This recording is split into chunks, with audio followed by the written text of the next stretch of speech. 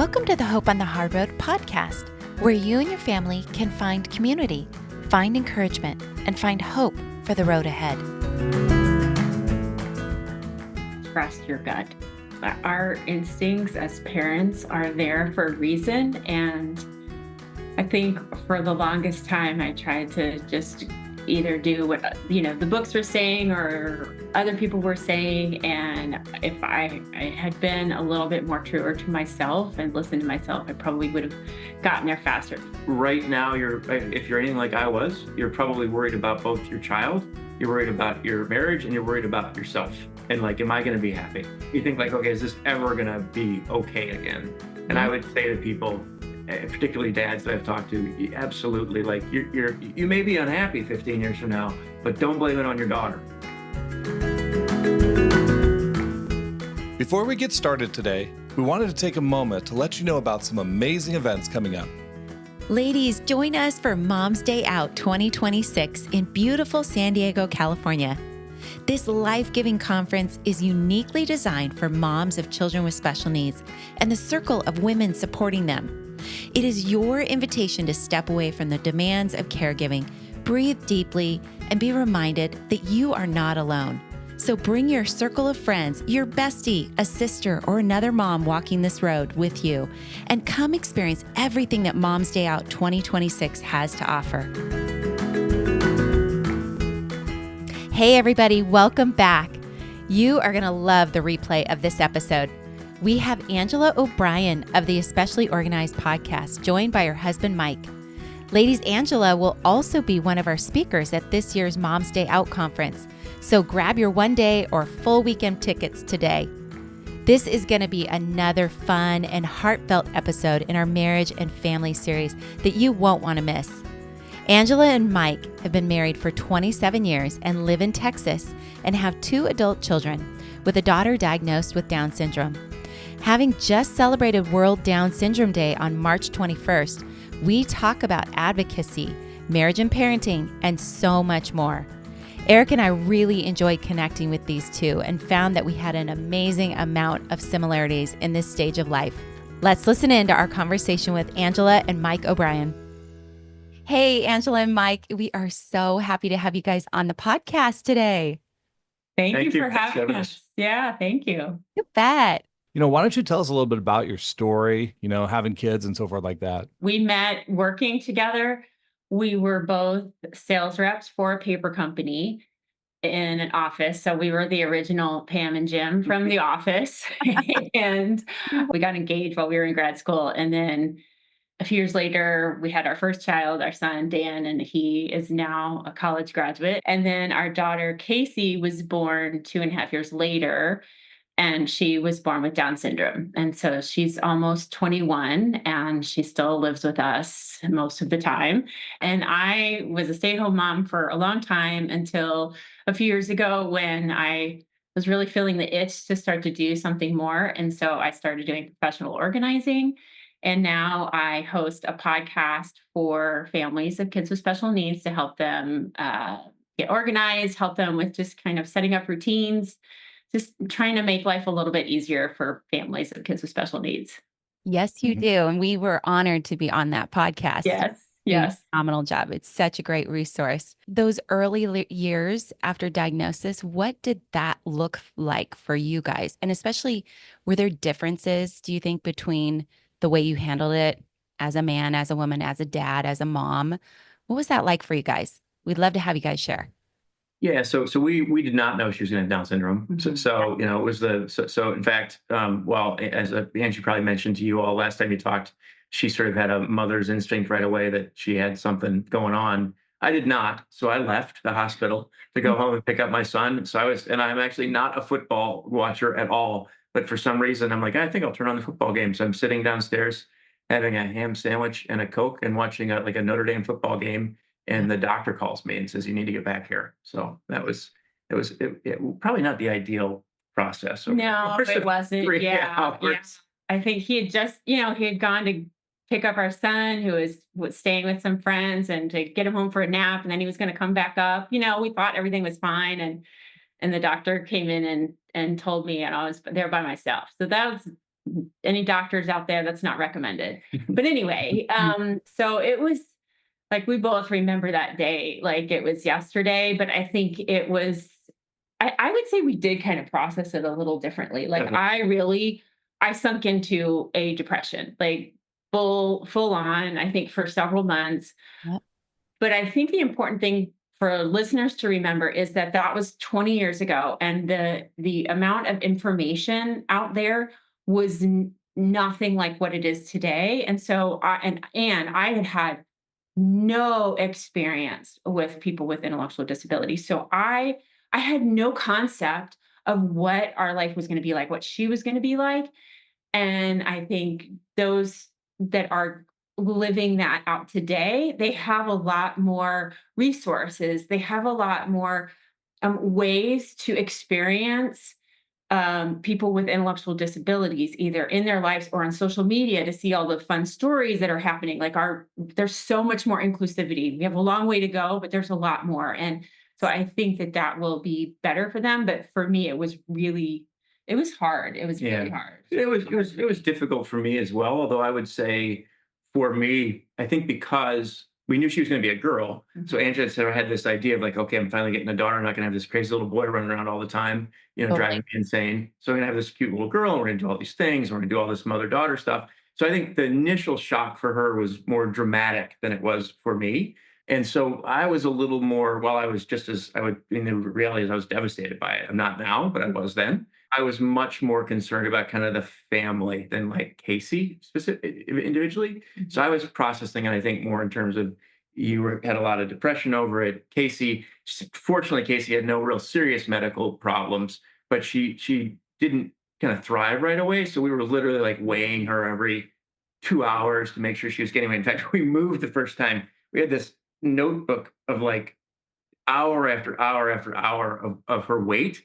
And Angela how said, much we fed her. And Angela's like, do we want to save this? I'm like, absolutely not. I never want to see this thing again. So I think I processed it more in terms of how do we sort of move forward as a family, versus like, what do we do about Casey? Because the reality is, like, Casey, particularly in the first few months, she's just a newborn, right? Yeah. So, and she didn't have heart problems or other things so she wasn't that much different than having any other newborn, other than the feeding problems. And I think for me, what started to get me over the hump was starting to meet a couple other moms that were in the same shoes as me. They had a little bit older kids, and I saw their life, and I saw like, oh, they're doing okay. They are thriving. They're laughing. They're having a good time. They have friends. They're going, they're doing things. And I think that was, for some reason, I needed to see other females, other moms living that life that I wanted to live. And then I mean, obviously I was so fortunate to have him on, like, we were working together as a team, and we had family. They all lived far away, but they were trying to be supportive. But I think I needed to see kind of what was in the future for me, and that there was a light ahead. But I would also say too, the more that people are exposed to people with intellectual disabilities, the younger that they are exposed to people with intellectual disabilities, the better off they're going to be if something like that happens to them. I had no exposure then. And I think if I had, I maybe would have handled it a little differently, because now that I am so familiar with it, it doesn't, I don't worry for the parents when I talk with them I volunteer at the children's clinic, and I meet with new families. I don't worry for them. I know they're going to be okay. I know in the moment they feel like they're not, but I know they're going to be okay. But they just need that exposure, and you just need to understand that they are out there, and we can do this. We can live our lives with them and have really loving, enriching lives with them. I love that. We're all from a generation where special ed classes were so separated, right? So we didn't see it. And then the fact that you guys, just like us, went home with like this slip of paper, like call, whatever government support system there was, and there just was not a lot. And so completely identify with that. Well, and there's like kind of a natural grieving process because you Yep. have this idea of what life's going to look like. And I mean, a mom, a dad, you have a girl, obviously the idea of dating and wedding and all those things take place. And is that even going to be a reality? And so many other things that come up, and and it revisits many times during life, but certainly in the initial place. And without having much understanding, I can see why that was really, really difficult. I mean, you basically pick up a life that's different than you expected, Yeah. not better, not worse, just different. And if your expectations are not met for something different that from what you expected, then that's a hard thing to let go of, definitely. There's so many things to balance. How do you guys balance like your career, raising your son, all the things, relationships with other friends and family, etc., and caregiving for your daughter, which, as you mentioned, and we're in the same exact position. Our girls are about the exact same age. Abby's 20. Mhm. Um, you're continuing to do that caregiving, and we are all looking into a future that looks like that. So, how are you guys balancing it? Yeah, so I think we were, I'd say, predisposed. I don't know that we would be today, but we were 30 years ago when we first started dating, to the fact that when we started having kids, Angela would stay home and I would work. Yeah. And for better or worse, that's sort of what we did when the kids were born. And I think we felt, I don't know if you would agree with this, I think we felt particularly after Casey was born, because we were fortunate enough to be in a position where that was an option, like that's what we should do. I honestly don't know if we'd make that decision now, but Yeah. but with that said, because we had more kind of for lack of a better term, traditional roles where I was working outside the home and she was raising the kids, I think a lot of the caregiving did fall to Angela. And I would say it manifested itself in some kind of interesting ways. In fact, we were just talking about this before we got on the call with you. I left corporate America in probably about 2007, 2008. I'd always wanted to do something entrepreneurial and felt like, okay, if I was doing that, I could be home more and have more flexibility to help out around the house. The reality is I probably ended up working more over the last 15 years than if I had just stayed in corporate America. But the intent was there. And I think so. I think it profoundly impacted my career and what I did and how I did it. And without putting words in your mouth, I think if we'd had two typical kids, I would guess you would have kind of been on this Yeah. journey of finding something to do a lot sooner than you were. Yeah. I like looking back, I wish that I had, but I felt this responsibility to, I didn't see a way forward with all of the therapy appointments and all of the things that I had to do for Casey. I didn't see how I could do that and have some sort of career. Now looking back, I probably could have figured that out. I think I just maybe I also struggled with figuring out what my wants and needs were, and so figuring that part out too took some time. But if I were to go back, I probably would have tried to do that a little sooner than I did. Yeah, and I think for the people who are listening who don't have the luxury of that even being an option, Right. I do think there's definitely a path forward with a two-parent Mhm. working household. I think we just didn't have the perspective to even consider it. And like I say, because we were fortunate enough to not have to consider it, it was in some ways kind of the easier path, right? Mhm. But I think had we been forced to make that decision, I mean, I think you were happy. I don't think it was it wasn't. It Yeah. was like I don't think Angela looks back and says, "Oh my God, I can't believe I did this." It's Right. more of saying, I think the last decade, you felt like, "Oh, I could have done this sooner. Like I didn't have Yeah. to wait." And Yeah. because and I think I don't know if you two are in a similar situation, but like I think about sort of the path forward for us and think like, okay, it's got to work for Casey, it's got to work for me, and it's got to work for our marriage. And the same with Angela.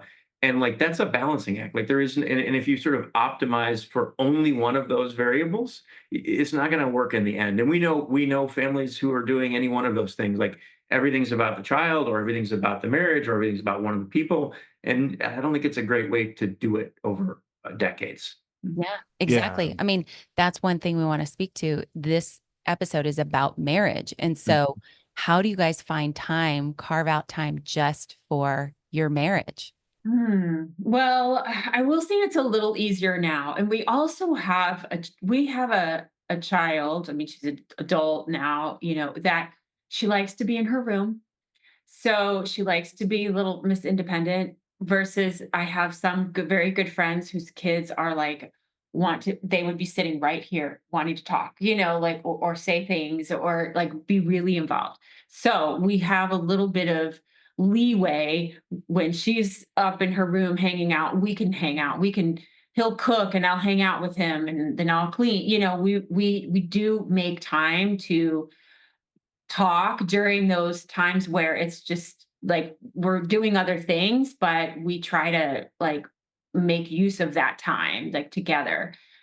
We also too, I think we're fortunate in that we like to hang out and do stuff together. We like to go to the store. We like to, go for bike rides or whatever, work on the yard. And so like we do take like time to do that. But and also you work at home some of the time. And so like we just try to like take those little opportunities that we can to be together and then just try to carve out time with Casey and with her. So I don't know if you'd have any No, I don't think I have much to add other than to say for people who are listening have younger kids, I don't know that we're doing as much of that when they were 10 and 8, No, it's a free for all then. I mean, it's so hard. It's hard. Somebody was asking me recently about like when they were first born, right? When Casey was first born. And like I can recreate the emotions of that day. Like, I could write it out word for word almost. But you asked me like, well, what was life like when she was 3? And I'm like, I don't really know. I don't really have any idea. I have no idea what we were doing. Survival. We were chasing a little boy and, trying to go to therapy and just, try to survive. But I do think there have been times in our marriage where one or the other of us have sort of said, okay, well, sort of like time out, like we've got to kind of reconnect here and figure out like you're unhappy or I'm unhappy. And I don't know if it's me or if it's the situation or if you're not even, but like, and I think we've gotten much better at that as we've gotten older. Yeah. Of communicating and just making sure we're checking in and like, so we met 30 years ago, basically, or started dating 30 years ago. We married for 27. And, I think there's a number of things where I say, we could have done that earlier. Right. And so even that where we were sort of running around like crazy people 15 years ago with 2 little kids, we probably could have still done more of that than we did. Yeah. I think too, and we've talked about this before, we kind of, again, like we were living in this really cool neighborhood with all these young parents. Everybody was getting their son into T-ball and doing this and that. And so we're like, well, we got to get him into T-ball. He had no interest in T-ball, so there we were doing stuff that we weren't really, nobody was into doing. We should have just like focused on ourselves, I think, and figure out what do we want to do? Like, what does our son really like? Let's focus on that, and just try to like carve out our own path, I think. So, but you're young and naive and you don't know. You have to live a little bit and figure it out. Right. Yeah, it's all life definitely is a journey. I know both of us, couples here, we have kids around the same age. And one of the big things on the radar is future planning, looking at the next steps. Angela, I think we were talking earlier at some point about your daughter going to a camp. So you kind of get this trial run, if you would, about what is it like for her to possibly live in a different setting. And maybe you could share some of that and some of the additional thoughts you have about future planning for your daughter. It's one of those things where we have talked about it and talked about it and talked about it, and we still don't have full answers because I don't know if you can have a full answer until you get there. Yeah. But you have to, I think the key is investigating, like going and visiting places if you learn about something that might be worthwhile for your child. Because the truth is there are certainly not enough, but there are more opportunities for our young adults with intellectual disabilities to live in ways where we can be the parent but not the caregiver, because that's what I would prefer. I would prefer that I'm no longer a caregiver. I'm just her parent. I'm just her mom, and I get to enjoy her as mom. And so we are fortunate that there is this independent living facility. It's only about 30 minutes from us. And we knew some people that have started it. And so it's probably 6 or 7 years old. And so she's doing a trial stay there currently and loving it. But she has also articulated to us that she wants to be independent, either through her words or her behaviors. Yeah. She does not want mom to be doing all of those things. And so we're trying to give her that opportunity to try that. There are other places around. There are some group homes. There's, again, the demand is outstripping the supply for sure. Like we do not have enough, But if we can like just start kind of thinking about it, and if you hear about an opportunity, investigate it. Just check it out. See, just listen and learn and see if that is a potential option for the future. But I would stress, don't over stress about it, because things change and things happen. And so I think that's just, you're worrying about so much that if you're forgetting about enjoying the day to day, then it's not worth it. You know, one of the things I really like, that the idea of going away, it's good for the child, and it might actually be easier for the child to do that than us parents. And I think it's just as important for us parents, to start letting go and being able to realize they're going to be okay in somebody else's hands. Yeah. When we really want to, we've been so invested in their life and sacrificed so much and in the day to day and trying to make things right. There is a point in time where somebody else being in charge, you get nervous. How is it going to go? I mean, I know last summer our daughter for the first time did a 5-day camp, and she just absolutely had a blast. I mean, Kristen can probably respond on kind of her reactions the last couple of days, and Yeah. you knew she took a giant step in her maturity, and her independence, and we took a giant step in being able to let go of needing to be the person all the time in her life. Yeah, yeah. I spoke to this because there was this one day where I just had that instinct. I had dropped her off and I had that instinct to turn around and smile at her and just say, "Hey, baby, have a good day." And she's all, "Bye, mom." That was the first time I ever heard that in her whole life. And she was Oh, what, 19? Mhm. So yeah, it's the best. I oh, love hearing how your daughter is like Mhm. voicing her wanting to be independent. And, you know, we, yeah, we see some of that, Mhm. yeah, and yeah. there's so much care involved, like you guys are amazing because you're raising these young women, and that's what they are. Mhm, And Mhm. they may have delays, but they have desires to be independent. They mhm. want to, get out there in the world to the best of their ability.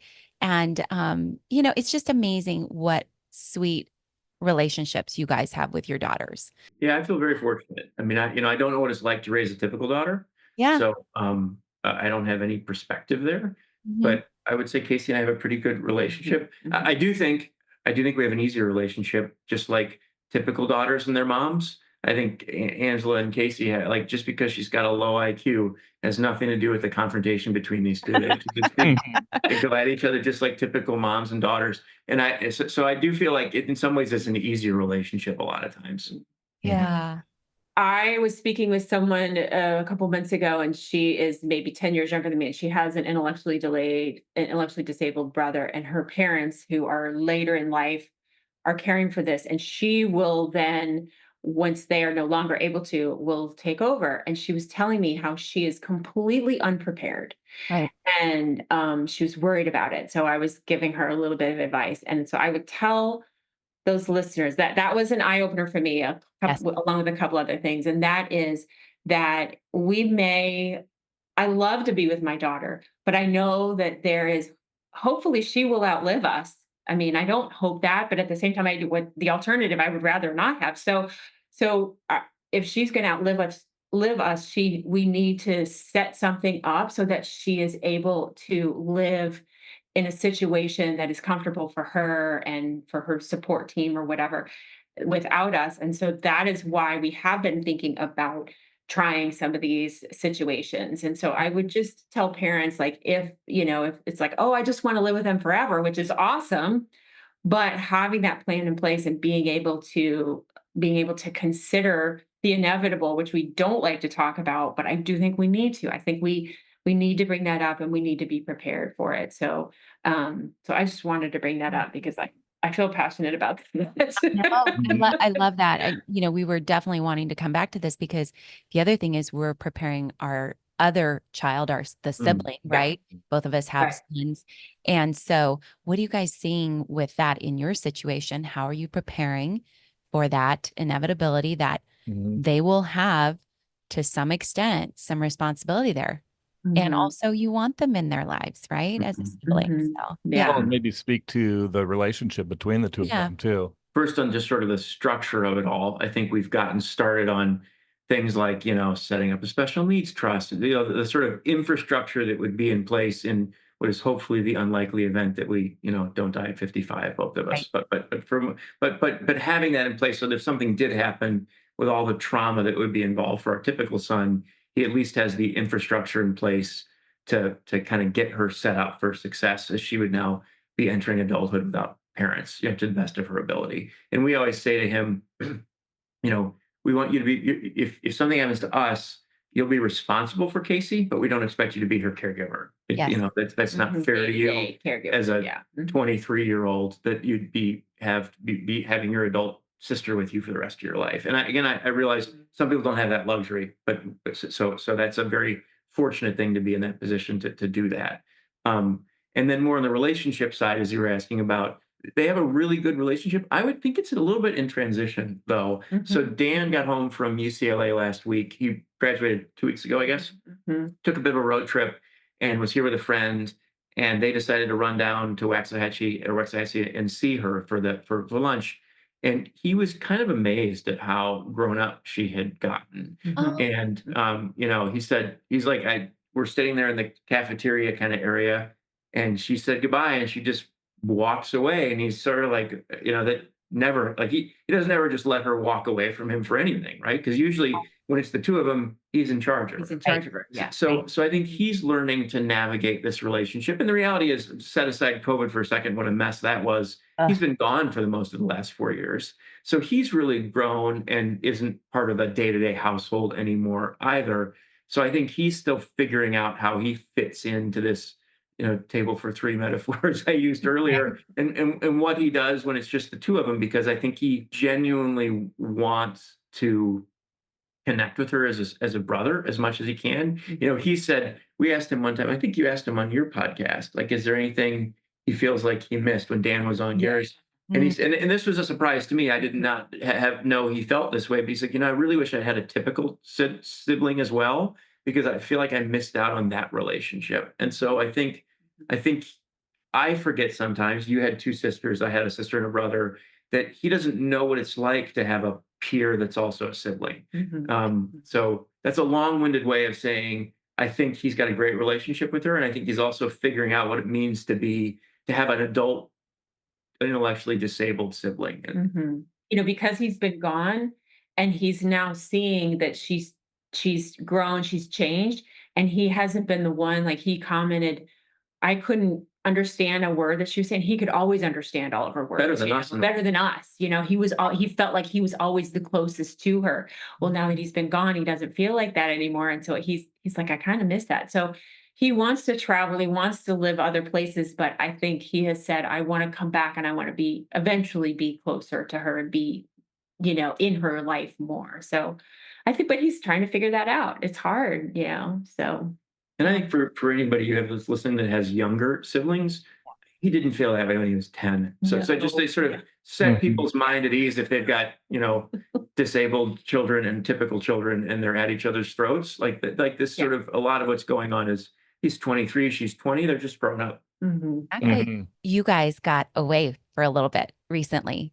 And, as you're looking into that future planning, like, what are your plans for the two of you? What do you kind of envision? If you'd asked me 20 years ago or 22 years ago before we had Casey, I envisioned a retirement where we traveled all the time, went all kinds of different places. And I don't think that's practical with Yeah. Casey. And even if we do get fortunate and she loves living independently, I think we both are skeptical that it's maybe forever. That like she goes to this place, I think in some ways we sort of view, okay, if she could go there in a few years and be there for 5 or 6 or 7 or 8 years, Yeah. that would be wonderful to sort of give us a chance to have kind of a limited empty nester time. But so I think our retirement looks a lot like something we can do with or without her, meaning we're doing things where if she's with us, it works. And if she's not with us, it works, versus things that Mhm. only work if she's not with us. When you're looking at building a strong marriage, Angela, what would you want to kind of share with, you know, the moms out there, the wives out there that are dealing with what we're dealing with, raising children of all ages with special needs? What would you want to share advice wise to wives, to moms, right? I don't know if this would apply to all moms. I don't think that it does, but it certainly applied to me. And that was that I struggled. I identified so much with being a mom that I kind of forgot about all the other things that I wanted, how I wanted to identify as, and I kind of lost touch with myself a little bit because I was so focused on being their mom. And so It's exacerbated because one of I think that's common for moms, right? Yeah, But then it's yeah. really exacerbated if you have children with special needs. Yeah. So I was this special needs mom, like in the neighborhood and, everywhere. And so I was Casey's mom. And I got to the point where I realized, oh, there's more that I want out of life. I want to be more. I want to do more. And um, so I would say finding a way to figure out what that is, that you can have multiple identities. You can be a mom and you can follow your passion or a career or whatever it is. And so it took me a while to figure that out. And I do think that, at least in our case, me going through, so for me, the thing that really helped me was utilizing the Enneagram.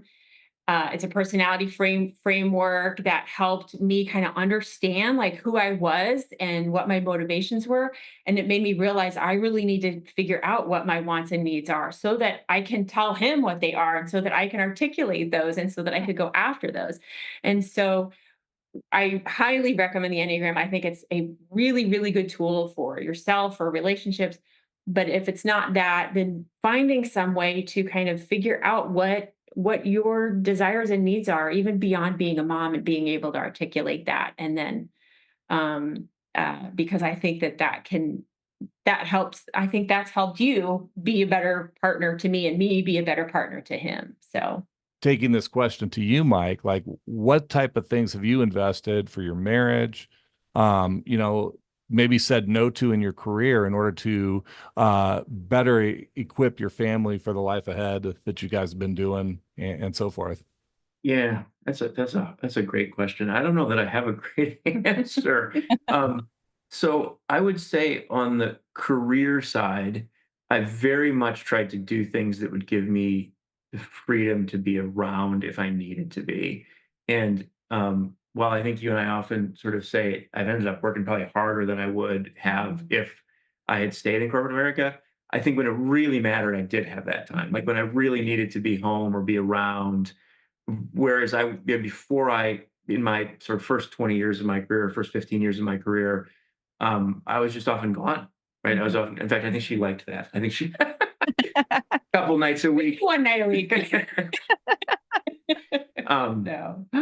But in terms of like being a better husband, I mean, or just being a good husband, is that kind of yeah, I gotta be honest, I really wrestle with that question because I think Angela and I have in the last probably decade or have really become much more deliberate about our marriage. But with that said, I think we've just also been a little lucky. Like I look at people who get married and have children with special needs and think like it's either going to make the marriage a lot stronger or it's just not going to work. Like there's no way around it. And Yeah. I'd love to sit here and tell you like we both looked at each other when we got married and like this is a person that's going to be able to do that. But we were just a couple of kids, right? So a little bit it was just luck. And I think if I had any advice to sort of our younger selves, it would be to be that deliberate a little bit earlier on. Like I think maybe the most impactful conversations you and I have had in the last decade are things that I think we would have considered kind of taboo 15 years ago. Yeah. Like we just wouldn't want to like we're like, oh, I'm gonna hurt the other person, or they're not gonna like it, or they're gonna be frustrated and angry. And I think the reality is if there's something that's really bothering you and you then have this exacerbating circumstance of having a child with an intellectual disability, you've got to find ways to talk about it. And I think there's two ways to do that. One is to try and keep the emotion out of it if you can. And then if you can't, let the emotion out, but then you got to circle back around when you can kind of talk about it unemotionally. And I think we've done both of those things fairly well in the last 10 years and sort of, B minus C plus in the first 15. Well, I tell you what, you guys should celebrate it because so often, and unfortunately, you're around circles of people, they start getting older in life and they drift apart. I'm seeing the exact opposite that you're saying, okay, we want to keep finishing and we want to finish well and get better at this. And what's in the past is in the past. The future is everything. And 10 years of devoting yourselves to each other and what your guys' needs are and where your futures and dreams are is huge. And that just continues to build. And then you're able to both, pour out into other people's lives and encourage them as well. And so that's a huge thing when you get to that place where you can start helping others. Obviously, we talked to you, Angela, but you also that's a huge place to be able to get to that place. And now you're kind of mentors to others. Yeah, exactly. And on that note, we always like to ask this last question, which is, what's one thing as a couple that you'd like to share with our listeners to help bring hope for the road ahead? I would say trust your gut. Our instincts as parents are there for a reason. And I think for the longest time, I tried to just either do what, the books were saying or other people were saying. And if I had been a little bit more truer to myself and listened to myself, I probably would have gotten there faster, because the times, like he said, when my daughter popped out and I saw her face, I knew something was wrong. Right. I knew something was different about her immediately. And everybody in the room knew too, except for him, I think. But nobody was saying anything. Yeah. Nobody was saying anything. And it just like I know that it's in there. Sometimes I just have to trust myself more. So I would just say trust your gut. I think the thing that I would tell a new dad in particular, I don't know that I'd say, and I've said this to new dads, is right now if you're anything like I was, you're probably worried about both your child, you're worried about your marriage, and you're worried about yourself. And like, am I going to be happy? So let's just start with you. Your happiness is completely unrelated to your child having an intellectual disability. It is no harder or easier to raise a child with a disability. There will be some things that are harder. There will be some things that are easier, but on balance, it's no different. And I would say for me, I've found it over the years very empowering. There are things that I've done that I wouldn't have done if I hadn't had a child with Down syndrome. So I think we had this sort of shock, and you probably did have a similar shock too when you got the diagnosis. Absolutely. You think like, okay, is this ever going to be okay again?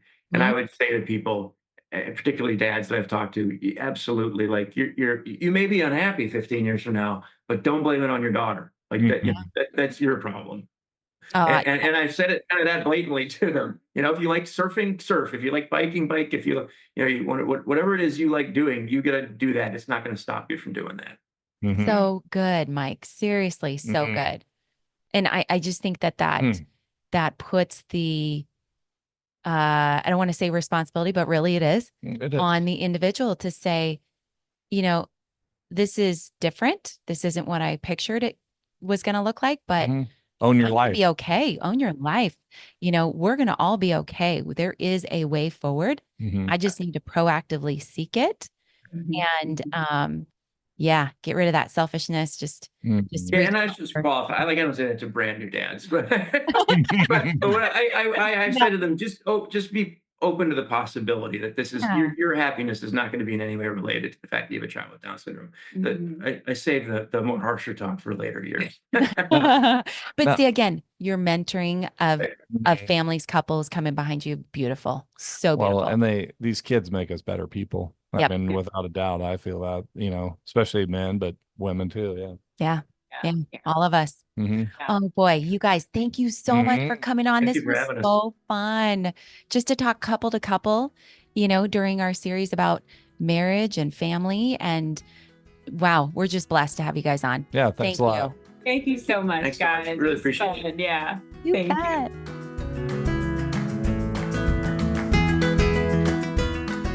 Check out the show notes to find resources and contact information for today's episode. Yeah, and if you like the podcast, please share it with others and be sure to follow us so you won't miss an episode. We love to hear from our listeners, so leave us a comment or rating and connect with us on social media or on our website at hopeonthehardroad.org.